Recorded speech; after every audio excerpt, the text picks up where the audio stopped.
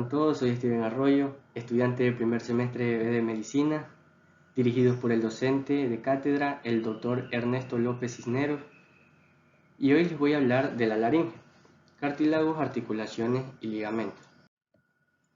La laringe es a la vez que una parte de la vía aérea, es el órgano esencial de la fonación, presenta características particulares relacionadas con esta función. Está compuesta por piezas cartilaginosas, que son móviles, entre las que se extienden unos pliegues membranosos, que son los pliegues vocales. Estos, al vibrar por la acción del aire expirado, producen el sonido laríngeo.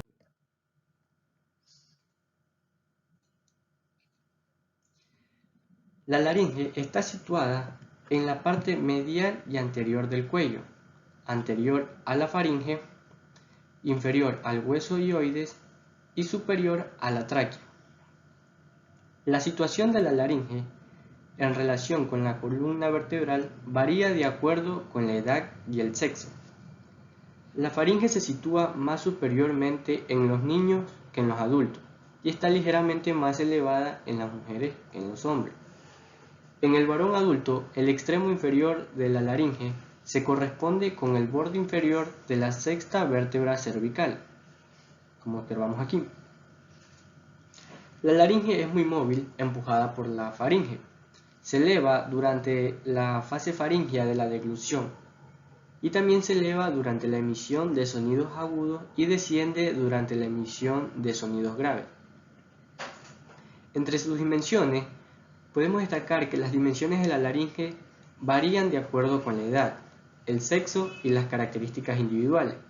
El volumen de la laringe es mayor en el hombre que en la mujer y aumenta ligeramente hasta la pubertad. En lo que respecta a las variabilidades individuales, destacaremos únicamente las que se relacionan con el tono de la voz. Las laringes pequeñas se encuentran en aquellos sujetos cuya voz tiene un tono elevado, y las laringes de grandes dimensiones producen sonidos graves.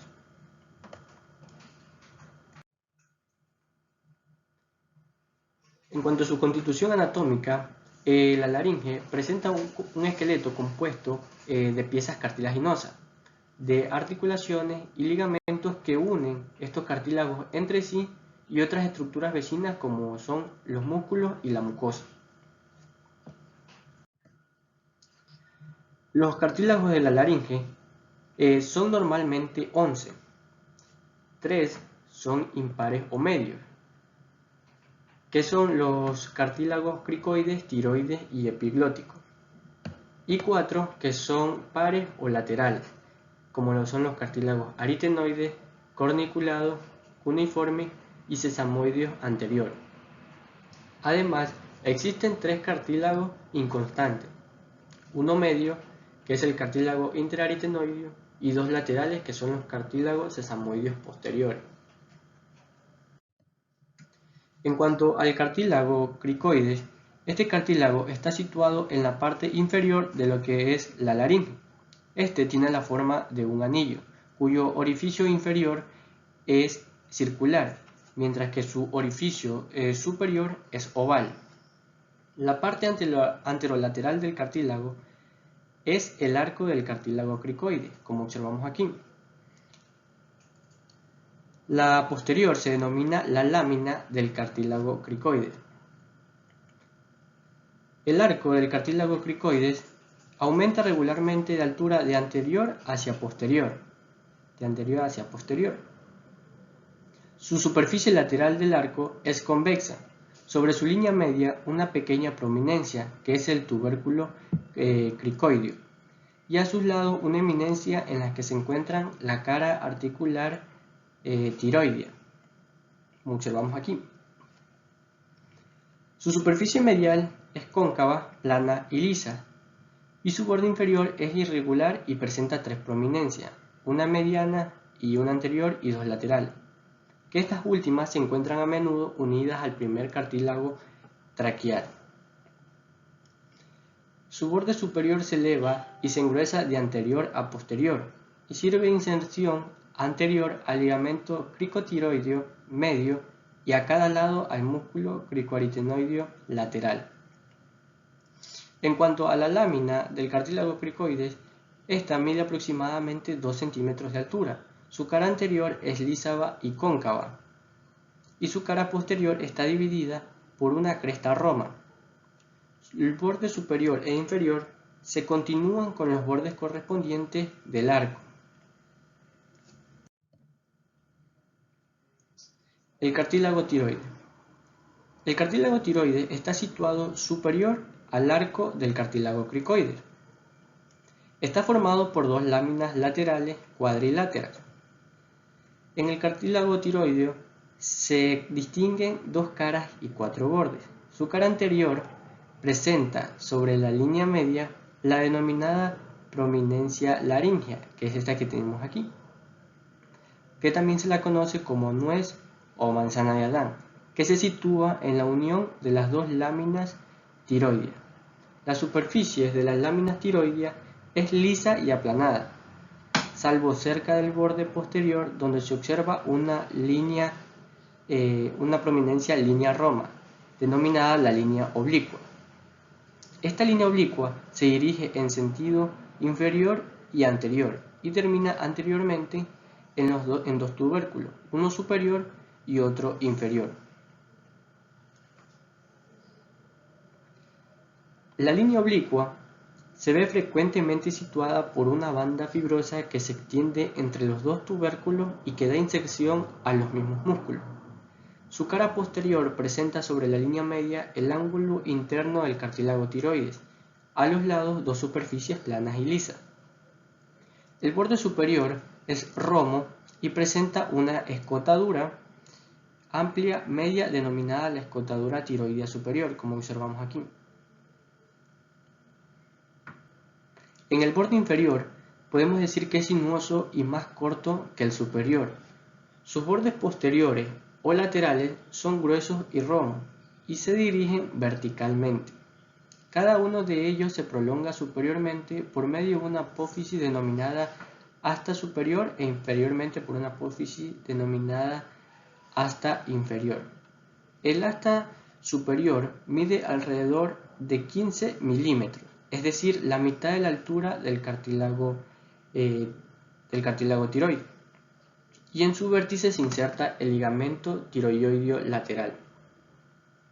En cuanto al asta inferior, mide la mitad de la altura del asta mayor, y se incurva medialmente de esta manera. Su extremo inferior presenta una superficie articular en su cara medial, que corresponde con la cara articular tiroidea del cartílago cricoides.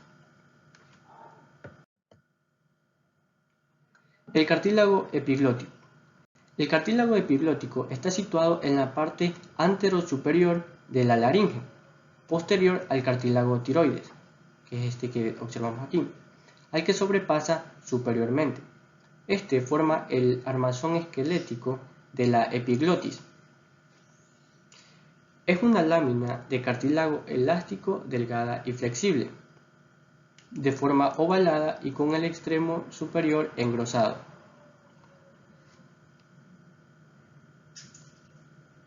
Este cartílago está incurvado sobre su propio eje, de modo que su cara posterior es de superior a inferior, convexa superiormente y cóncava inferiormente. Su cara anterior presenta curvaturas inversas. Su cara posterior está directamente recubierta por la mucosa laríngea. Solo su parte superior, que sobrepasa la lengua, está tapizada por la mucosa y es libre. Las dos caras del cartílago son irregulares y están perforadas por numerosas fositas. Los bordes laterales son convexos e irregulares, mientras que el extremo superior es ancho y presenta una escotadura en la línea media y está ligeramente incurvado hacia anterior. En cuanto a su extremo inferior, es estrecho y está unido al ángulo interno del cartílago tiroides por un ligamento. Los cartílagos aritenoides. Los cartílagos aritenoideos son dos pequeñas piezas cartilaginosas que forman de pirámide triangular de base inferior. Estos están situados superiormente a las porciones laterales de la lámina cricoidea. Cada uno de ellos presenta tres caras, una medial, una posterior y una anterolateral, y una base que reposa sobre la lámina cricoidea y un vértice. Su cara medial es plana y lisa, estrechamente superior y ancha inferiormente. Su cara posterior es cóncava y lisa y de inserción a los músculos aritenoides, mientras que su cara anterolateral presenta una depresión en su parte inferior, denominada la fosita oblonga, que está relacionada con el extremo posterior del pliegue vestibular. El músculo tiroaritenoideo se inserta en la parte inferior de lo que sería la fosita oblonga, inferiormente a esta. La base del cartílago es triangular y presenta un ángulo anterior, un ángulo posterolateral y un ángulo posteromedial. Del ángulo anterior parte una prominencia en forma de pirámide triangular que se dirige anteriormente y es denominada la apófisis focal. El ángulo posterolateral se prolonga de la misma manera, posterior y lateralmente, formando una prominencia prismática triangular denominada apófisis muscular. La superficie de la base está ocupada en toda su extensión, salvo en la apófisis, por una superficie articular cóncava, hemicilíndrica y hueca. De estas tres caras de la apófisis, la posterior está orientada inferiormente. Las otras dos, es decir, la medial y la anterolateral, se continúan con las caras correspondientes del cartílago. La apófisis muscular es más voluminosa que la apófisis focal y termina en un extremo romo.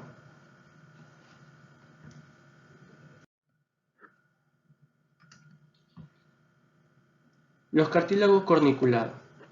Los cartílagos corniculados, como observamos aquí, son dos pequeños nódulos cartilaginosos, alargados, cónicos o cilíndricos, que prolongan superior y medialmente los cartílagos aritenoides. Su base reposa sobre el vértice del cartílago aritenoide y terminan en un vértice libre e incurvado medial y posteriormente. En los cartílagos cuneiformes son alargados y cilíndricos. Están situados anterior y lateralmente a los cartílagos aritenoideos y a los cartílagos corniculados, dentro de los pliegues mucosos ariteno-epiglóticos.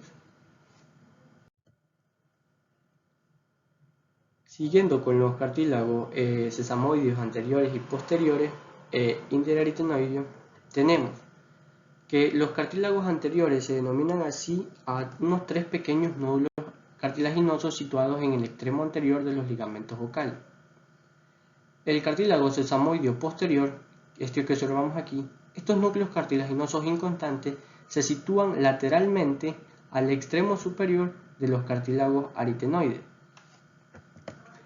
El cartílago interaritenoideo, este cartílago da pequeñas dimensiones, ocupa el punto de unión de los haces del ligamento cricofaringeo, que es este que tenemos aquí debajo, que raramente se halla presente.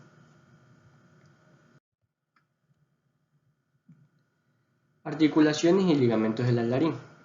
Describiremos las articulaciones y los ligamentos que unen entre sí los cartílagos de la laringe y los ligamentos que unen la laringe a los órganos vecinos.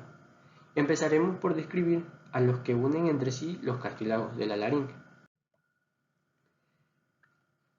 En las articulaciones cricotiroideas tenemos que estas articulaciones son artrodias. Estas unen las astas inferiores del cartílago tiroides con las caras articulares tiroideas del cartílago cricoide. Las superficies articulares son circulares o elípticas y prácticamente planas.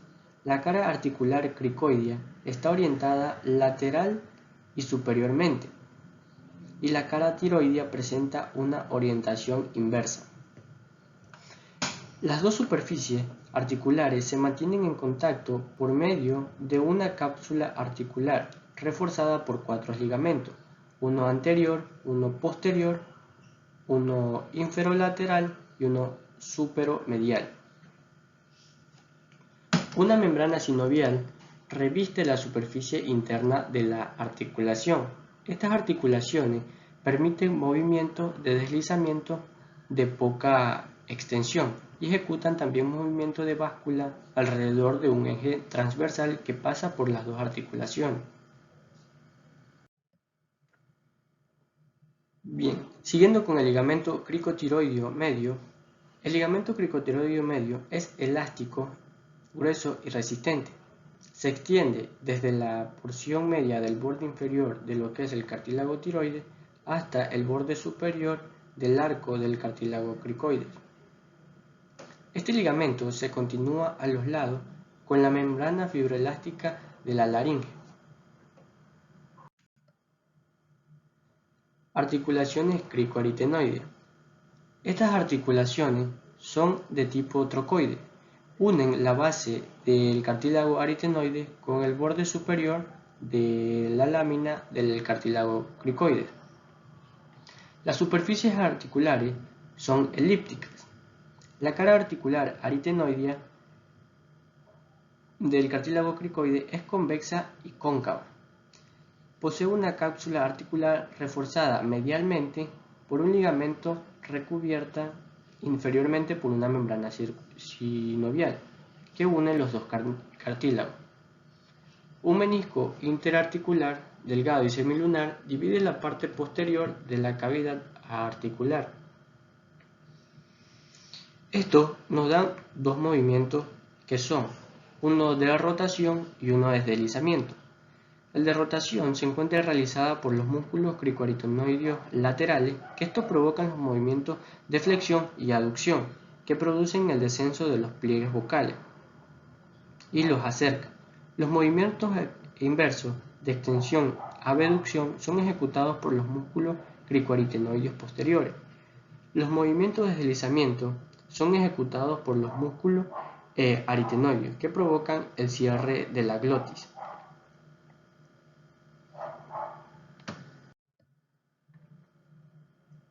Las articulaciones aritenocorniculadas son anfiartrosas.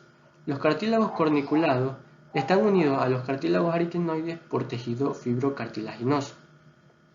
El ligamento cricofaríngeo es una cintilla fibrosa y delgada que se inserta en el centro del borde superior de la lámina del cartílago cricoide y se divide poco después en dos haces que terminan en el vértice de los cartílagos corniculados, que son estos de aquí. En cuanto al ligamento tiroepiglótico, este ligamento es fibroelástico y une el extremo inferior del cartílago epiglótico con el ángulo interno del cartílago tiroides. Membrana fibroelástica de la laringe y conoelástico o membrana cricovocal. La mucosa de la laringe está reforzada en toda su extensión por una membrana fibroelástica que presenta a cada lado dos engrosamientos denominados ligamento vestibular y ligamento vocal. Los ligamentos vestibulares, como observamos aquí, se extienden desde el ángulo interno del cartílago tiroides hasta la fosita oblonga de cada cartílago aritenoide. Estos se continúan superiormente mediante dos láminas elásticas alargadas, delgadas. Las membranas cuadrangulares que van desde los bordes laterales del cartílago epiglótico hasta el borde anterior de cada cartílago aritenoide. Unos y otros forman el armazón fibroso del vestíbulo de la laringe hasta el pliegue vestibular. Los ligamentos vocales se insertan anteriormente en el ángulo interno del cartílago tiroides e inferiormente a las precedentes y posteriormente sobre la apófisis vocal de cada cartílago aritenoide. Su extremo anterior contiene en su espesor los cartílagos sesamoides anteriores que contribuyen el cono elástico de la laringe o sinovial. Aquí también podemos observar bien los ligamentos vocales, en donde se insertan anteriormente en el ángulo interno del cartílago tiroides e inferiormente a los precedentes sobre la apófisis vocal de cada cartílago aritenoide. Articulaciones y ligamentos de la laringe. En continuación de las articulaciones y ligamentos de la laringe, seguimos con la unión de los órganos vecinos, que se realizan por medio de la membrana tiroidea y los ligamentos tiroideos laterales, el ligamento ilioepiglótico y los ligamentos glosoepiglóticos, de los ligamentos faringoepiglóticos y el ligamento cricotraqueal. La membrana tiroidea, esta que observamos aquí, es una lámina fibroelástica que se extiende desde el borde superior del cartílago tiroides hasta el borde posterior superior del cuerpo y el borde medial de las astas mayores del hueso hioide. Esta membrana mide unos 3 centímetros de altura promedio. Presenta 3 engrosamientos reconocibles. Uno medio, denominado ligamento tiroideo medio, que ocupa toda la anchura del cuerpo del hueso hioide, y los otros dos, denominados ligamentos tiroideos laterales, que forman los bordes laterales de la membrana. Los ligamentos tiroideos laterales ocupan los bordes laterales de la membrana tiroidea, unen el vértice de las astas superiores del cartílago tiroides con las de las astas mayores del hueso hioide. En ocasiones, en su parte media, se encuentra el núcleo cartilaginoso denominado cartílago triticio. En este orificio que observamos ver aquí, en ese orificio van a pasar el llamado van, de inferior hacia superior.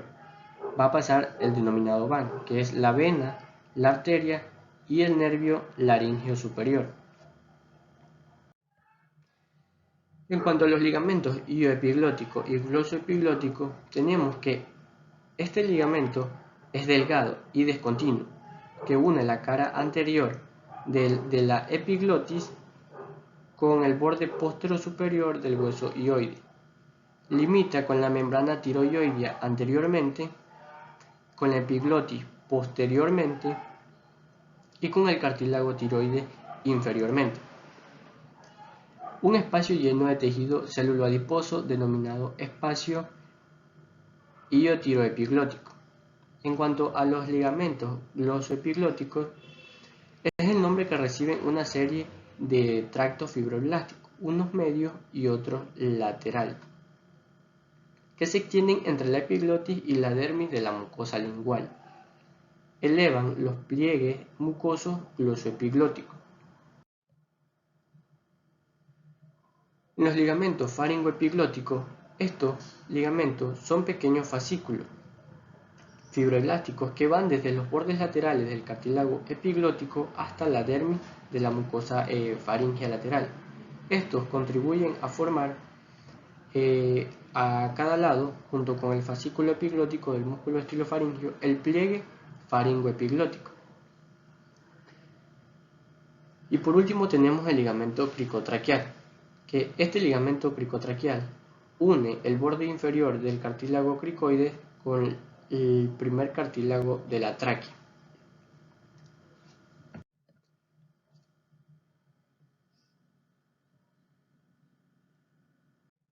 Eso ha sido todo en cuanto a mi exposición. Muchas gracias.